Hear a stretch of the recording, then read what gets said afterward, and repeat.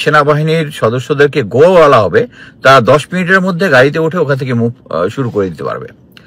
So এর কারণ দুটা হতে পারে। এর সাথে যেটা হচ্ছে, এর আগের দিন রাত 1টা পর্যন্ত ঢাকা 7 জন জেনারেল আর ঢাকার যে ব্রিগেড কমান্ডার যারা আছে, ব্রিগেড কমান্ডার গুলো আছে, তারা সেনাপতির সাথে কনফারেন্স করেছে। সৈনিকদেরকে বলা হয়েছে যে তারা 10 minutes NTM, notice to move, তারা যদি 10 মিনিট এনটিএম যদি হয়, তার মানে হচ্ছে ওই সেই অনুযায়ী এখন একটা ধরে নিই যে 10 মিনিট এনটিএম যদি হয়, তাহলে মানে হচ্ছে কোনো একটা ইমার্জেন্সি সিচুয়েশন। আমার সেনাপ্রধান জেনারেল ওয়াকারুজ্জামানকে নিয়ে চাঞ্চল্যকর গোপন তথ্য ফাঁস করলেন সাবেক কর্নেল মুস্তাফিজুর রহমান। তিনি বলেছেন সেনাপ্রধান নাকি একটা টিমকে প্রস্তুত করে রেখেছেন যদি রাষ্ট্রপতি শাহাবুদ্দিন চুপ্পুর বাসাতে হামলা হওয়ার আশঙ্কা রয়েছে। এই জন্য সেই টিমকে প্রস্তুত করে রেখেছেন, যেগুলোর মুহূর্তে তিনি ব্যবস্থা করবেন এবং ডক্টর ইউনূসের বিরুদ্ধে ব্যবস্থা নিতে পারেন। দর্শক, তার আলোচনা আসলে বিষয়টি আরো ক্লিয়ার হবে। চলুন তার সম্পূর্ণ আলোচনা শুনবো, এবার বিস্তারিত কথা বলবো। সেটা হচ্ছে আমার সাবজেক্ট, যেহেতু আগের লাইভে আমি বলেছিলাম জেনারেল ওয়াকারুজ্জামান হানি ট্র্যাপ হয়েছে, আমি জাস্ট সার্কামস্ট্যান্সেস ডিসকাস করব যাতে আপনারা বুঝতে পারবেন যে হানি ট্র্যাপ আসলেই হয়েছে কি হয়নি। আমরা সবাই জানি যে উনি 5ই আগস্টের আগে 3 আগস্ট উনি একটা দরবার নিয়েছিলেন অফিসারদের। ওই অফিসারদের দরবারে অফিসারদের কথাবার্তা শুনে এবং যখন উনি বুঝতে পেরেছেন যে অফিসারদের পালস, তারা জনগণের মুখোমুখি দাঁড়াবে না, শেখ হাসিনাকে সাপোর্ট দিবে না, তখনই তিনি তার সিচুয়েশন পাল্টিয়ে দিয়েছেন। উনি ইচ্ছা করলেই কিন্তু শেখ হাসিনাকে অ্যারেস্ট করে রাখতে পারতেন, কিন্তু উনি তাদেরকে সেফ এক্সিট দিয়েছেন।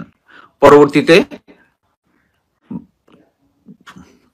626 জন মতান্তরে আরো অনেক বেশি, প্রতিটা ডিভিশনেই স্পেশালি যশোর দিয়ে সিলেট দিয়ে অনেক লোকজন, আওয়ামী লীগের লোকজন গিয়েছে এবং সরাসরি সেনাবাহিনীর সহায়তা তারা পেয়েছে।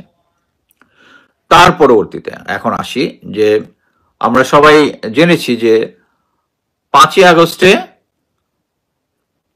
উনি চেষ্টা করেছিলেন যে প্রথমে যাতে জেনারেল প্রফেসর ইউনূস সরকার যেন ক্ষমতায় না আসতে পারে প্রধান উপদেষ্টা, এবং এটা তিনি বুকে পাথর চাপা দিয়ে মেনে নিয়েছেন। এর পরবর্তীতে হাসনাত আবদুল্লাহ এবং আসিফ মাহমুদ বলল যে সেনাপ্রধান বলেছেন যে একটা বাংলাদেশে 30 থেকে 35% আওয়ামী লীগের সাপোর্টার আছে, অতএব তাদেরকে নিষিদ্ধ করা যাবে না এবং রিফাইন্ড একটা আওয়ামী লীগ আসবে। এবং ফাইনালি গত 10 তারিখে যেটা হয়েছে, যখন ছাত্র জনতা যখন এই আন্দোলনে শাহবাগের জনসমাবেশ করে, তখন স্লোগান দেয় আওয়ামী লীগ নিষিদ্ধের দাবিতে, তখন যখন এটা কনফারেন্স, যখন ক্যাবিনেটের মিটিং যখন শুরু হয়, মিটিং শুরুর আগে জেনারেল ওয়াকার সরাসরি প্রধান উপদেষ্টার সাথে ক্যাবিনেটের আগে যায়। এটা আপনি ইনফরমেশনটা পিনাকিদার স্ট্যাটাসে দেখতে পারবেন। আমি অ্যাকচুয়ালি প্রথমে পিনাকিদার স্ট্যাটাসে দিই, পরবর্তীতে আমি আমার যারা সোর্স আছে তাদেরকে আরো 2টা সোর্স থেকে কনফার্ম করেছি দ্যাট থিং হ্যাপেন্স। উনি যেটা বলেছে, উনি গিয়ে বলেছে আর্মি, নেভি, এয়ারফোর্সের পক্ষ থেকে উনি চাচ্ছেন যে আওয়ামী লীগ যেন নিষিদ্ধ না করা হয়। এত কিছুর পরেও জেনারেল ওয়াকার এখনো আওয়ামী লীগের পক্ষে কাজ করতেছেন। আমি জাস্ট খালি এটা বুঝলাম যে প্রফেসর ইউনূসের আর কি প্রমাণ দরকার। আমরা এখানে আওয়ামী লীগকে নিষিদ্ধ করেছি, নিষিদ্ধ করার গেজেটের মধ্যে লিখেছি যারা গুম, খুন, হত্যা, লাশ পোড়ানো, হেলিকপ্টার থেকে গুলি করা, যত কিছু আছে সবকিছু, এবং পাশাপাশি ইউএন এর যে রিপোর্টটা আছে, এই রিপোর্টটার পরেও উনি গিয়েছে। উনি ভালো মতোই জানে যে তাকে একবার, আপনারা মনে করতে পারবেন যখন হাসনাত আবদুল্লাহ, সজীব ভুইয়া যখন তাকে যে উনি যে এই সিচুয়েশনটা বললো যে কি বলে রিফাইন আওয়ামী লীগ, এটা বলার পরে আমরা সবাই যারা ইউটিউবে কথা বলি, ফেসবুকে কথা বলি, তারা কথা যখন বলা শুরু করলাম, তখন আপনি এর কিছুদিন পরেই দেখছেন প্রতিটা মেইন স্ট্রিম মিডিয়াতে মানে ইয়াতে লোকজন মোটামুটি তাকে পীর মানে পীর নবী রসুল বানাই ফেলতেছে। একজন তো বলেই বসছে যে কি আহ, ফেরাউনের ঘরে যেরকম মুসা আলাহিসাল্লাম হয়েছিল, সেরকম ফেরাউনের ঘরে জেনারেল ওয়াকার ছিল। সেই ফেরাউনের ঘরে জেনারেল, এখন চিন্তা করেন যে সেই মুসা আলাহিসাল্লাম এখন ফেরাউনের পক্ষে ইয়া করতেছে, সুপারিশ করতেছে আল্লাহর কাছে গিয়ে বলতেছে ফেরাউন ঠিক আছে, তো ফেরাউনের সাপোর্টার আছে, তো ফেরাউন ভালো না, খারাপ না, তো ভালো মানুষ। সো উনি এখন সেই ফেরাউনের ঘরে থেকে এখন ফেরাউনের জন্য, মুসা নবী হয়ে এখন ফেরাউনের জন্য সুপারিশ করতেছে। Joke joke. এখন আপনি দেখেন, আমি গত ভিডিওতে কি বলেছি যে general Waker is honey trap. Honey trap কি হবে? জিয়াউল আহসান তাকে ব্ল্যাকমেইল করেছে যে আপনার সাথে শেখ হাসিনার যত কনভারসেশন আছে সব আমি ছেড়ে দিব, তার যত গোয়েন্দা সংস্থার সমস্ত প্রভাব ব্যবহার করে ওই জিনিসটা আনার জন্য তারেক সিদ্দিকের বাসায় গিয়েছিল এবং ওখানে হানি ট্র্যাপ হয়েছে। এবং হওয়ার পরে এখন আপনি দেখেন জেনারেল ওয়াকার তো কোর্সের প্রথম দিকেরই ছিল, একদম এক্সট্রিম না হলেও একদম প্রথম দিকেই তো অফিসার ছিল। তার আইকিউ লেভেল তো এতদিন ধরে মানে মানে ওনার আইকিউ ইয়াটা আমি বলবো যে ইন্ডিয়াকে ম্যানেজ করতেছে, আমাকেও ম্যানেজ করতেছে, প্রফেসর ইউনুসকেও ম্যানেজ করতেছে, উনার সম্বন্ধে এত কিছু বের হয়ে যাচ্ছে যে উনি এত কিছু করতে, তারপরেও উনি আওয়ামী লীগকে নিষিদ্ধ না করার জন্য, উনি ভালো মতো জানে যে এই জিনিসটা আউট হবে, তারপরেও কেন আওয়ামী লীগ এবং ইয়ার কথা শুনতে হবে? উনি কি জানে না যে এটা নিয়ে এটার ইম্প্যাক্ট কি হবে? উনি জানে না? উনি তো গাধা প্রকৃতির লোক না, সেনাপ্রধান হয়েছে উনি, তার কেরিয়ারে ভালো ভালো জায়গায় বিভিন্ন জায়গায় চাকরি করেছে, তারপরেও কেন করেছে? কারণ উনি চায় না ওই ভিডিও কেউ বের করুক। সো ওইটা হলে ওনার মানে অলরেডি পরিবারের সাথে তো গন্ডগোল হয়েছে এত কিছুর পরেও, এখন শুধু ওইটার জন্যই উনি আওয়ামী লীগকে এখন পর্যন্ত সাপোর্ট দিয়ে যাচ্ছে, হানি ট্র্যাপড। বাট আমি তারপরে বলবো জেনারেল ওয়াকারুজ্জামানকে সবকিছু ছেড়ে দিয়ে, এবং এই কারণেই আবার একটা বলি যে এখনো তার আশায় আছে যে একটা সিচুয়েশন হবে, আর্মি ক্ষমতা দখল করবে, আর্মি ক্ষমতা দখল করলেই 9DB জিওসি মঈন স্যার আছে, ওখানে ডিজি বিজিবি আছে, ঢাকার ব্রিগেড কমান্ডগুলো সব আওয়ামী লীগ সব তারা আন্ডার কন্ট্রোলে নিয়ে নেবে। এটাই হচ্ছে মেইন ইয়া আওয়ামী লীগের এবং ইন্ডিয়ার প্ল্যান অনুযায়ী। বাট এই প্ল্যান কাজ করতেছে না। বাট এই লোকটা স্টিল আওয়ামী লীগের জন্য কাজ করে যাচ্ছে। এই লোকটা স্টিল তার যে পার্সোনাল রিপোর্টেশন, সে যতই যাই করুক, বিভিন্ন পত্র পত্রিকায় লেখালেখি করুক যে এরকম একটা নবী রসুলের মতো আসছিল দেখেই ওই সময়টায় ওই সময়টায় এটার জায়গায় যদি জেনারেল আজিজ হইতো কি হইতো, জেনারেল শফিউদ্দিন হইতো কি হইতো, জেনারেল আজিজ শফিদ হইলে একটা রক্তপাত হইতো, বাট এই আন্দোলন ঠিকই সফল হইতো, একটা রক্তপাত হইতো। উনি ওইটুকি, এবং আমি মনে করি ওইটা আওয়ামী লীগ এবং ইয়াতেই একটা মধ্যপথ। তুমি আমাকে ইয়া করে যাও, তারপরে তুমি আওয়ামী লীগের সমস্ত লোকজনকে রেডি রাখো, আবার কিছুদিন পরে চলে আসবো। বাট এটা সফল হচ্ছে না, এটি হচ্ছে মেইন কাহিনী। So he is honey trapped, এবং এই জন্য এই ট্র্যাপ থাকা অবস্থায় এখনো আওয়ামী লীগের জন্য ওকালতি করে যাচ্ছে। সো প্রফেসর ইউনুস স্যার, আপনার আর কি প্রমাণ দরকার? জেনারেল ওয়াকার এখন পর্যন্ত আওয়ামী লীগ, এই যে আওয়ামী লীগকে নিষিদ্ধ করছেন, এর মধ্যে বলছেন আওয়ামী এবং আওয়ামী দোসর, আপনি সমস্ত আওয়ামী দোসরদেরকে নিয়ে, প্রধান আওয়ামী দোসর ওয়াকারে নিয়ে কাজ করতেন। আমি আজকে আবার একটা দেখলাম যে নতুন একটা রব উঠছে যে জামাতকে নিষিদ্ধ করতে হবে, জামাত 71-এর আইন, এই যে মাহফুজ ছোকরা একটা হাইপ তুলছে, ইট ইস এ পলিটিক্যাল রেটরিক। আমি কি বলে, আমি জামাত ইসলামের রাজনীতি সাপোর্ট করি না। আমি একজন প্র্যাকটিসিং মুসলিম, দেশে যদি শরিয়া আইন হইতো আমি এটাকে সাপোর্ট করতাম, বাট শরিয়া আইনকে এনশিওর করার মতো সহি লোক একটাও নাই। জামাতে ইসলামের মধ্যে যারা আছে তারা রাজনীতিকে মানে ক্ষমতা পাওয়ার জন্য ব্যবহার করে। সো আমি এটাকে সাপোর্ট করি না। এই কারণেই আমি চেষ্টা করি, আমি যেটা করি, গণতন্ত্র সেকেন্ড বেস্ট, আমি গণতন্ত্র সাপোর্ট করি। সো 54 বছর আগে ওরা যে কাজগুলা করতেছিল, যা মানে পাকিস্তানের পক্ষে নিছিল, খারাপ কাজ করছে, ভালো কাজ করে নাই, তাদেরকে এটার জন্য ঘৃণা করি, তাদের বিভিন্ন কার্যক্রমে ঘৃণা করি। বাট তাদের এগেনস্টে যদি এতই তথ্য প্রমাণ থাকতো, আওয়ামী লীগ আমলে তো এগুলো সবগুলো ধরে ফাঁসি দিয়ে দিত যদি সাক্ষী প্রমাণ থাকতো। যে কয়টাকে ধরছে এর মধ্যে বহুত সাক্ষী প্রমাণের নিউজ আমরা জানি না। মোট কথা হচ্ছে, এখন যারা, আমি যেটা মনে করি যে এখন যারা জামাত ইসলামিয়াতে আছে তারা তো যুদ্ধাপরাধের সাথে জড়িত ছিল না। সো এখন এটাকে রেটরিক করার নাই। এখন একটা গণতান্ত্রিক পয়েন্টে তারা রাজনীতি করুক, তাদের যদি ভোট দেয়, আমি জামাতকে কোনোদিন ভোট দিব না। বাট কথা হচ্ছে, যে জামাতকে ভোট দিতে চায় তাদেরটা আমি আমাকে স্টপ করার তো আমার কোনো অধিকার নাই। তাদের ইয়া করার তো আমাদের কোনো অধিকার নাই। এটা জিনিস বুঝতে হবে। এবং আরেকটা যে জিনিস হচ্ছে, তাদের একটা জিনিস আমার সন্দেহ লাগে, একবার মনে হয় তারা এন্টি ইন্ডিয়ান, তারপরে আবার মনে হয় যে ইন্ডিয়ার সাথে ইয়া করছে। এটা আমি ইয়া করি, যে রাজনৈতিক দল ভারতের সাথে আঘাত করবে আমার শত্রু। ভারত যেরকম আমার শত্রু, এটা আমার শত্রু, সিম্পল। এটার সাথে কোনো বাট বিষ নাই। বাট প্রফেসর ইউনূসকে বলবো, প্লিজ স্যার, এই এত প্রমাণের পরে আপনার আর কোনো প্রমাণ দরকার নয়। এবং আমি ব্যক্তিগতভাবে মবকে ঘৃণা করি, কিন্তু মব ছাড়া এই আওয়ামী লীগকে নিষিদ্ধ হইতো না, মব ছাড়া কোনো কিছু হইতো না এখন পর্যন্ত। কারণ কি, এখনো ফ্যাসিবাদের দোষর সমস্ত ক্ষমতার মধ্যে দখল করে আছে।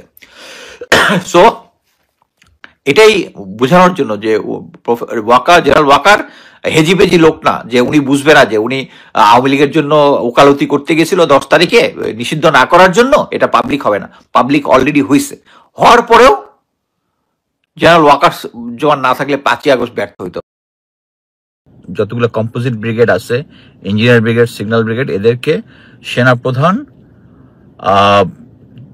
10 মিনিটস NTM এ রেখেছে। NTM মানে হচ্ছে নোটিস টু মুভ। সো যখন সেনাবাহিনীর সদস্যদেরকে গো বলা হবে, তারা 10 মিনিটের মধ্যে গাড়িতে উঠে ওখান থেকে মুভ শুরু করে দিতে পারবে। সো এর কারণ দুটা হতে পারে। এর সাথে যেটা হচ্ছে, এর আগের দিন রাত 1টা পর্যন্ত ঢাকা 7 জন জেনারেল আর ঢাকার যে ব্রিগেড কমান্ডার যারা আছে, ব্রিগেড কমান্ডার গুলো আছে, তারা সেনাপ্রধানের সাথে কনফারেন্স করেছে। সৈনিকদেরকে বলা হয়েছে যে তারা 10 minutes NTM, notice to move. তারা যদি 10 মিনিট NTM যদি হয়, তার মানে হচ্ছে ওই সেই অনুযায়ী এখন একটা ধরে নিই যে 10 মিনিট NTM যদি হয়, তাহলে মানে হচ্ছে কোনো একটা ইমার্জেন্সি সিচুয়েশন। আমার সোর্স একটা ছবি পাঠিয়েছে, ছবিটা আমি অলরেডি ফেসবুকে দিয়েছি, এবং কি বলে, আমি এইটা ইউটিউবে দিয়ে দিব, যে 46 ব্রিগেডে যে আর্মার্ড পার্সোনাল ক্যারিয়ার যেগুলো আছে, যেগুলো গ্যারেজে থাকার কথা, এগুলো মেইন রাস্তার ভিতরে আছে। তাদেরকে বলা হয়েছে যে ট্রুপসদেরকে, যে ছাত্ররা যে আন্দোলন করতেছে, যে কোনো সময় বঙ্গভবন ঘেরাও করতে পারে চুপ্পুর অপারেশনের জন্য, এবং যে কি প্রধান উপদেষ্টার বাসগৃহের ইয়া করতে পারে, এই জন্য তাদেরকে ডিপ্লয় করা হচ্ছে।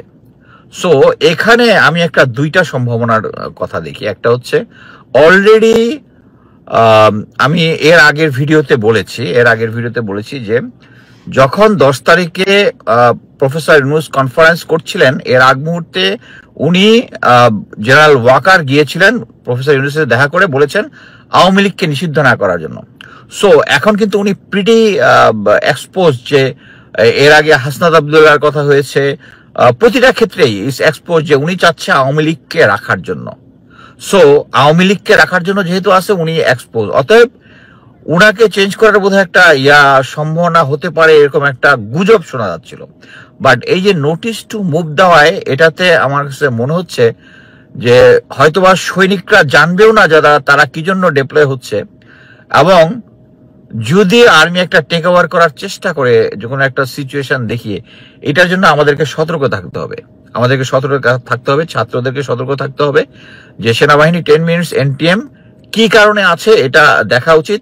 এবং এই নোটিস টু মুভ আমি মনে করি যে এটা করলে অবশ্যই সরকারের অনুমোদন নিয়েই জেনারেল ওয়াকারের করার কথা।